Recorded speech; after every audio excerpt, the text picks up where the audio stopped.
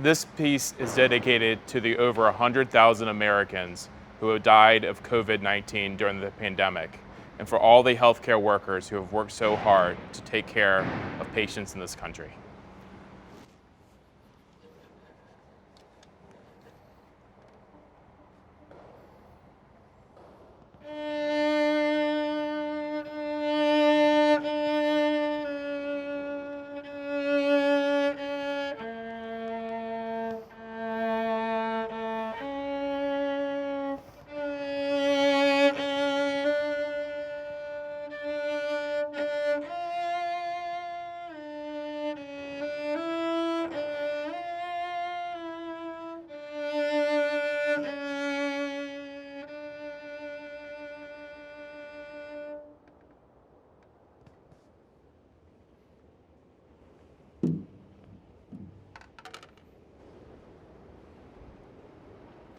On April 20th, 1992, the rock band Queen organized an HIV/AIDS awareness concert with the biggest rock stars of the day: Elton John, U2, Guns N' Roses.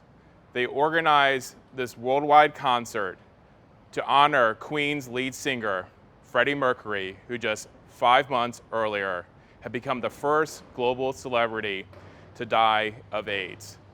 The concert was broadcast around the world to over 1 billion people in 76 countries. Over the next decade, Elton John further propelled the idea of using music to teach about HIV prevention through the Elton John AIDS Foundation. These concerts deeply influenced the way we think about and build health education campaigns. One-on-one preventive medicine conversations are important, but to really alter community behavior, you need to combine these efforts with a platform in order to magnify the public health voice and to reach large, vulnerable patient populations. For Queen and for me, that platform is music. Health education projects that combine music are bold, entertaining, and fun. Now, this may come as a shock to you, but I'm not a rock star guitarist like Queen's Brian May. However, I do play the cello, and I'm a gastroenterologist, and over the past 18 years, I've been building health education campaigns to teach young people about health through using music as a platform. And today, I'd like to share with you 6 blueprint tools that can help you build a great health education campaign in your community. Tip number 1, build a great team. During my first year of medical school at Emory University in Atlanta, I started a national health education campaign called Music Inspires Health, teaming up music celebrities with medical students, as well as public health experts from around the country in order to teach adolescents and young adults about health. We gained the attention of experts from the CDC, and our goal was to recruit the #1 public health expert in this field, and we identified Dr. Jim Curran, who at the time was Dean of Emory's School of Public Health, but in 1981 had been an epidemiologist at the CDC and was sent to San Francisco to help track the original AIDS cases. He eventually built the CDC's HIV division, and over the next decade helped the CDC organize HIV prevention programs for America. Together, we assembled a 45-member National Medical Advisory Board, including the Director of Public Health for Los Angeles County, the Chief of STD Control for the state of California, several medical school deans, as well as 3 previous CDC directors of HIV/STD prevention. This was the superstar public health team we needed in order to create a stellar campaign and to get the attention of music celebrities. We also built a fundraising team, and we built literally an army of over 150 medical students, public health students, and volunteers in order to stage a national rock and hip hop concert tour called Music Inspires Health in 2008. We organized concerts in Atlanta, Washington, D.C., New York, Boston, Chicago, and Los Angeles. Included a variety of rock and hip hop musicians, including rock singer Ingrid Michaelson and hip hop artist Trey Songz. Our project gradually gained the momentum of passionate public health leaders, and they supported us to create a campaign that had an edge, a youthfulness to it, and something that would be entertaining for our target audience. Our concerts reached up to 1,300 people, and the public health leaders liked our project because they had an independent voice that was not impeded by politics. Tip number 2, do your formative research. So our campaign worked because we were able to identify what health topics our target audience actually wanted to learn about, and we presented it in a way that they would want to actually watch. So early on in this project, I gained advice from one of my mentors who was a leader at the Coca-Cola company, who one day told me, Ben, don't just throw ideas at a wall hoping they'll stick. Do your formative research. So we thought about different ways that we could do this. We decided to have a national online survey, and we also went to college campuses to do both focus groups and paper surveys. We used paper surveys for the students that were in such a hurry that they couldn't sit down for the focus groups. And this was valuable information because it helped us fine-tune and beta test several different parts of our project, including the health education short films that we were producing with young directors in Hollywood. It also helped us to choose a logo. And during the focus groups, we were able to brainstorm and also select a tagline, which was rock hard, live long. So during this time period, it was in the mid-2000s when we were building this campaign, public schools in America could only teach about abstinence-only sex education. And in our focus groups, it was really interesting because the students told us several things. One, people were still having sex, and they're having lots of unprotected sex, and they told us that abstinence-only education wasn't practical. Also, they told us that they and their peers were engaging in a lot more oral sex because of this education, because they deemed it as a safe behavior. Yet, most public schools weren't teaching them about the different STDs that could be acquired through oral sex. And so they asked us through our programming to try to educate their peers about this particular topic. And so the formative research was really important because it readdressed and focused what actually needed to be taught about through our campaign. Tip number 3, teach by breaking down barriers. This is something that music does better than almost anything else. For example, in the 1927 film, The Jazz Singer, starring Al Jolson, the main character uses jazz music as a bridge between African Americans, American Jews, and mainstream white America. And in the most mesmerizing scene, Al Jolson sings to his mom Irving Berlin's Blue Skies while talking with his mom about his thoughts about assimilation, intermarriage. And this was a very historical moment in motion pictures because when he was talking, this was the first time that sound was ever recorded in a movie. And while he was singing, this was the first time that music was ever played in a movie. And he broke down barriers. And similarly, in our campaign, hip hop artist Trey Songz performed in our concert in Los Angeles a song called Store Run that was really popular, he had written. And it describes him making out with his girlfriend, them about to have sex, stopping what they're doing because he realizes he doesn't have any condoms, going to the store, buying a package of condoms, and then coming back. And during our concert, Trey Songz threw out hundreds of condoms to his fans, and this was a really powerful message. He was emotionally passionate, and it came across as extremely authentic. And I encourage you, when you build your health education campaigns, to think about ways that you can break down barriers with it.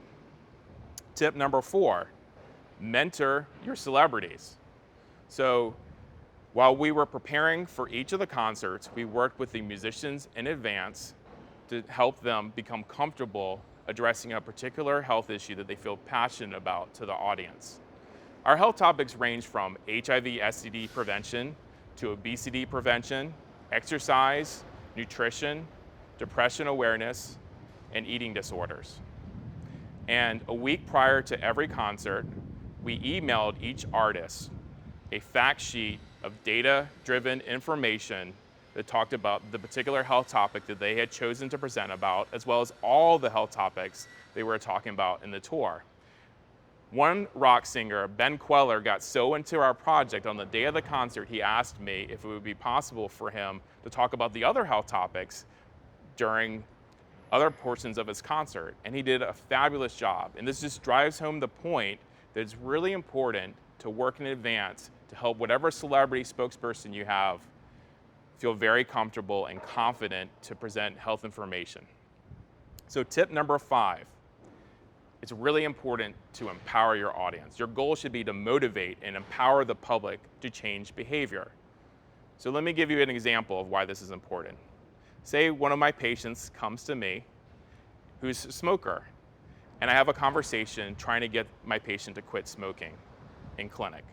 Now, I'm not likely to convince her in one conversation.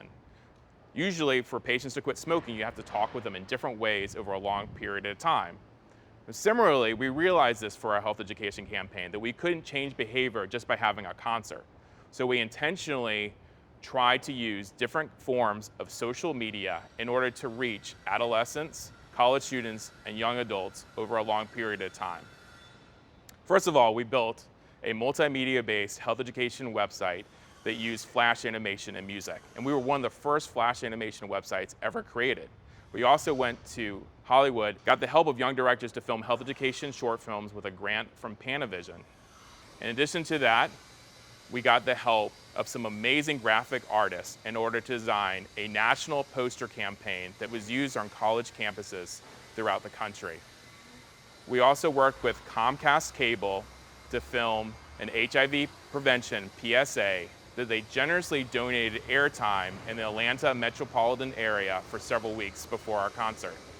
We also got the help of Kaiser Permanente to build engaging and entertaining health education programming in the lobby of the concerts that they were sponsoring at each of those concerts. And at the actual concerts, we not only had the musicians talking to the audience about their health topics, we also showed health education short films that we had already produced. So again, we didn't just have a one-off event, we taught them about health in several different ways. Tip number 6, it's really important to research outcomes, and this is important for 2 reasons. First of all, if you're gonna have another campaign again, you need to be able to fundraise, and you need to be able to show that your campaign actually works. So when you apply for grants and you ask people for donations, you need to be able to demonstrate that you were able to change behaviors through your campaign. In addition to that, if you're gonna have a campaign again and you try to get a bigger celebrity, they're also gonna wanna know that your campaign works, because music celebrities will only lend their name to campaigns that they can trust. So we did this in a number of ways at our National Health Education Concert Tour. We had surveys both before the concert, and we got everyone's email addresses that wanted to participate, and we had follow-up surveys asking a ton of different questions. So we were able to demonstrate a significant increase of consistent condom use at 1 month, 6 months, and 12 months following our campaign. And we were able to present a ton of data at different national medical meetings. And also we received an award from the CDC at their 2009 National HIV Prevention Conference. So fast forward to today. We're in the middle of this COVID-19 pandemic. I'm a gastroenterologist at 2 hospitals in Chicago. I also work at a refugee clinic, and I work at a rehabilitation hospital here in Chicago. I'm taking care of lots of COVID-19 patients, including doing procedures in some of the COVID-19 patients. Fortunately, we have these PAPR machines that are like space suits that pump in air around our heads while we're wearing an N95 mask to keep us really safe. So I was talking to a bunch of nurses and doctors, not only at my hospital, but friends nationally. And early on, I realized that medical workers on the front lines were growing really frustrated that the public wasn't taking this seriously enough. So I thought of the idea, over a course of a day, why not build a new health education campaign using music to teach about COVID-19 prevention. I came up with the idea of concerts and cocktails, where we team up musicians with nurses and doctors on the front lines.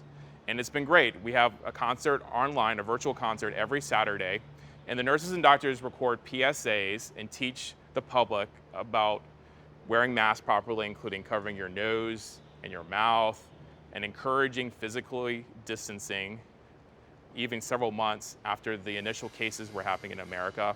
And each week we've gotten bigger and bigger. It's been amazing because we literally built a national health education campaign in 1 week using the 6 tips that I just outlined for you today. So Queen's 3-hour concert in 1992 dramatically changed the way the public thinks about building health education campaigns and HIV prevention in particular. They made HIV prevention cool, and they entertained the world with an emotional passion that was authentic. Through Music Inspires Health and the Concerts and Cocktail series, we have adapted Queen's methodology in order to create new health education campaigns. And I want to leave you with one final thought. In order to build a successful health education campaign, you need to combine the right ratio of entertainment with powerful health education messages that are delivered in a non-judgmental way. Rock hard, live long, and stay safe.